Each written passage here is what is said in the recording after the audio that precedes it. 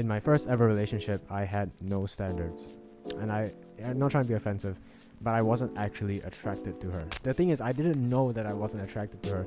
I was attracted to the fact that she was attracted to me. And I think it's the same for most guys, including you, where as long as a girl likes us, we can like her back. Like, it doesn't matter what she brings to the table. As long as she likes us, we'll take anything because we're so desperate. Like, no hair, that's fine, at least she won't clog up the shower drain. A convicted criminal, which prison should we move in together, babe?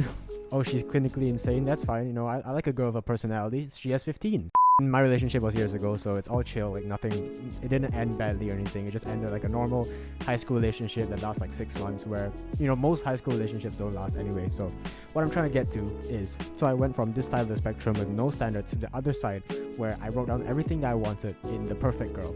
And you can go super obsessive with this and write down everything down to like the RGB color of her skin or something.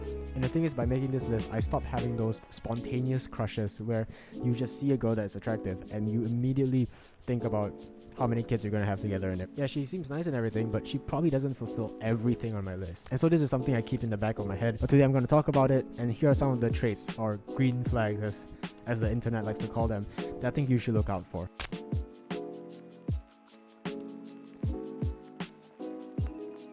Firstly, this is the practice I did, and then the upgraded version of it. First, be honest. Unfiltered, completely honest with yourself, which is something most guys don't do, and write down your 10 out of 10 girl. Imagine there are no boundaries, there are no limits, just use your imagination and write down as many details as you want. Write down your 10 out of 10 girl, not what your family will want, not what your friends will want, not what the internet says that you should want. Write down your specific 10 out of 10 girl. And then after I did that, I made a video about it, and then over the course of the next couple months, 1 month, 2 months, I think I took 5 months to do it. I just slowly edited it as I learned things and as I experienced life. So throughout your day, you're just gonna be thinking, and you're like, oh, that's actually a good trait. I should change my list. I should put that into my list. Or you look at your list and you're like, oh, this trait right here, that was quite immature of past me, so I'm gonna remove it. So as you experience more of life, as you learn and you learn more about yourself, you realize what you actually need and your wants in a relationship, and then you just make the adjustments accordingly. Why did I say it like that, bro? Like, writing the list is like placing down a block of marble, and then over time you chip away at it to craft your 10 out of 10 big titty wife. And as I said, I wrote down my list 5 months ago. I made a video about it, and that was like my version 1. And then over time I've made different versions until today. And then this is the most important thing that I did. Out of the 30 or 40 things that you have written down, summarize it to the top 3. And when I did it, it came down to loyal, feminine, meaning she's like warm and loving, and self-improvement. She has to be as committed as I am. She doesn't need to be as advanced as I am, but as committed. So this is the 80-20 rule when it comes to dating. If you don't know, the 80-20 rule is 1 to 3 tasks give you 80% of the benefits that you want. So for example, if you want to be a YouTuber, 80% of everything comes from just writing, recording, editing. That's it. Like, it does not come from making a logo. It doesn't come from expanding to TikTok. It doesn't come from updating your channel banner. It doesn't even come from writing community posts. It comes from that 3 big tasks. So we're going to apply the same thing here. Of that big list, what is the 20% that gives you most of the results? So imagine a girl who is loyal, so she's going to be with you. She's also like warm and loving, and she cares about you. And on top of that, she's on self-improvement. So she goes to the gym, she reads books, she's a productive member of society. That gives you 80% of the results. Like, at least for me, right? This is my personal list. Maybe it's different for you. That gives me 80% of what I want in the relationship.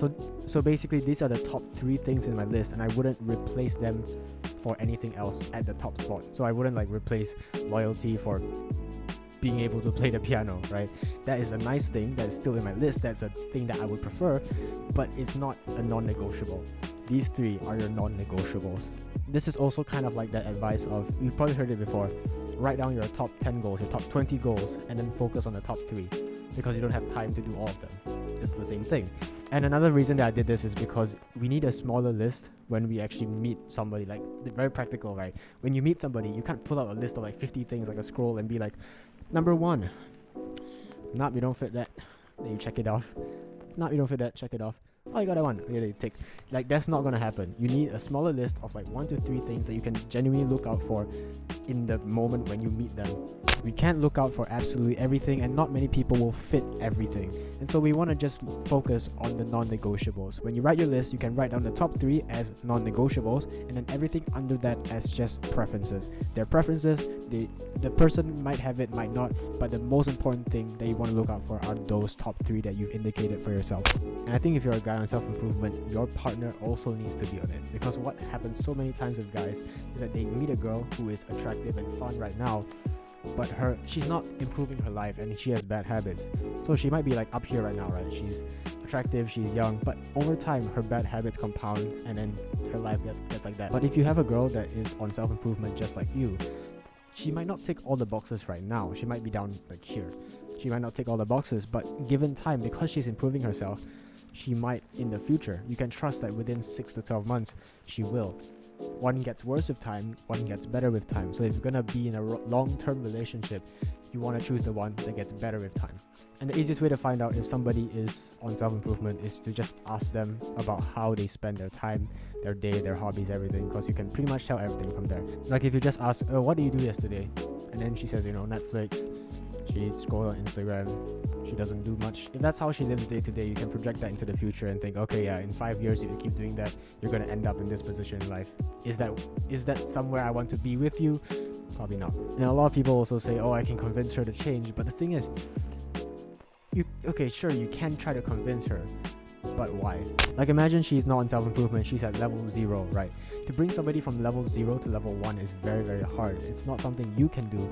It's always something they have to do themselves. For example, if somebody is already on this path, you can always help them go more on this path, go further, right?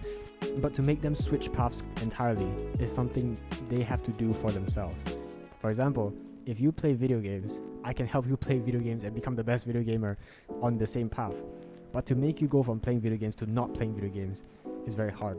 That's like an internal shift in identity to stop identifying as a gamer that can only happen with yourself. It's easier for me to help you continue on this path even further than to make you switch paths entirely, because you're already against it.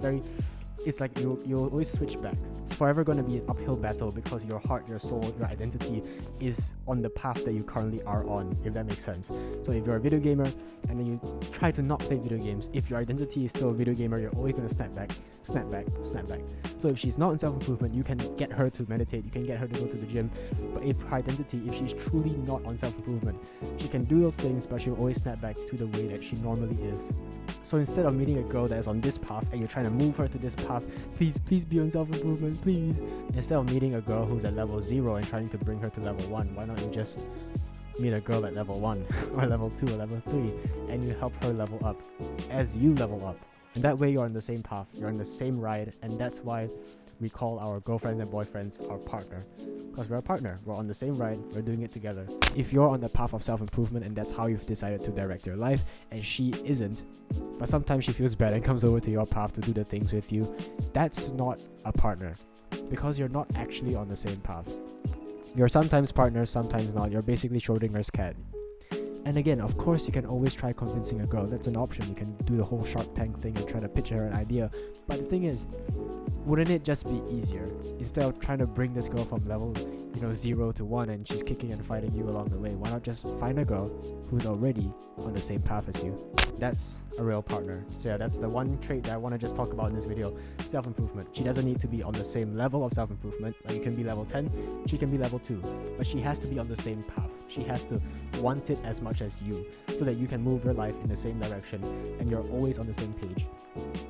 So yeah, before I end the video and I give you a kiss and give your cat a kiss, I love cats. Okay, I didn't think I was going to tell this story, but yesterday I was playing basketball and then there was this girl at the side, like watching the guys play. I think her brother was playing. And I looked in her direction and she's actually quite attractive. But the thing is, she has dyed hair and I'm not personally into that, right? Like that's in my list. I'm not into that. And I could imagine how the past version of me would react to seeing her like, oh, she's attractive. I should fantasize about her and think about her, not actually go up to and talk to her. No. The whole eye contact? No, what's that? I don't have eyes. I'm blind. I'm actually legally blind. What? I could imagine my past version of me's reaction to this situation where he would just keep stealing quick glances whenever she wasn't looking, and if she held eye contact and we looked at each other, she would like he would look away quickly. But with this list in the back of my mind, I just thought like, oh yeah, she has dyed hair, that's not really my thing, that's fine, she's just a person. And so I sat there, I was drinking my drink, I looked in her general direction, she looked at me, I looked at her, we held eye contact for like 3 seconds, I smiled. That's it. You can just give people a smile. I know, that's crazy. And I think that's one of the best things about having this list in the back of your head. You're not looking at every girl thinking, oh, she might be the one, she might be the one. You're thinking the opposite. She's probably not the one, she's probably not the one. Instead of girls being this mythical being that you speak to once a month, she's just human. And because of that, you're so much more confident because it takes off all the pressure. She's not the girl you're gonna marry, she's just another person that you can hold eye contact with and smile. Having this 10 out of 10 partner list removes the rose-tinted glasses. Because when you have rose-tinted glasses on, red flags just look like flags. That's one of my favorite quotes by Depressing Horse TV show. I forget where I saw this from, but this analogy is perfect. When you walk into a supermarket and you're hungry, you're gonna grab at whatever you want, not what you need. You're gonna choose the unhealthy options because you're hungry. But if you go there with a plan, with a shopping list, then you're gonna make better and more informed decisions. And the same thing is true with relationships. If you've never clarified to yourself what you actually want and this metaphorical shopping list, then when you're desperate and lonely, you're gonna grab at any girl you can get. Even if you don't find her attractive, you're just gonna delude yourself to being like, oh yeah, she's not that bad, even though she is. And this adds nothing, it hurts you, it hurts her. The relationship's foundation is built off desperation. Bars, bro, they fucking rhymed as well. And so if you have a weak foundation, the relationship is pretty much doomed to fail. It helps nobody, don't do it. And the thing is, if you're gonna make a long-term decision, if you're gonna choose the person you wanna be with for the rest of your life, you wanna make it a good decision, right? Decisions made of emotion are generally worse than decisions made of logic. So instead of fantasizing about her and cuddling your pillow at night thinking about her, like, you know, the long bolster pillow, the sausage looking one, instead of that, by being more logical and analytical, you come off as more confident because you know what you want and you won't settle. And by being more logical, you make a better decision at the end of the day. So yeah, take action. So yeah, go write your list. It takes like, when I did it, it took like 10-15 minutes. So I think you can do it in the same amount of time. And then over the next month or a couple months, you just edit it whenever you feel like it. Whenever you just remember, oh yeah, I should probably add this thing or remove this thing. You just do that.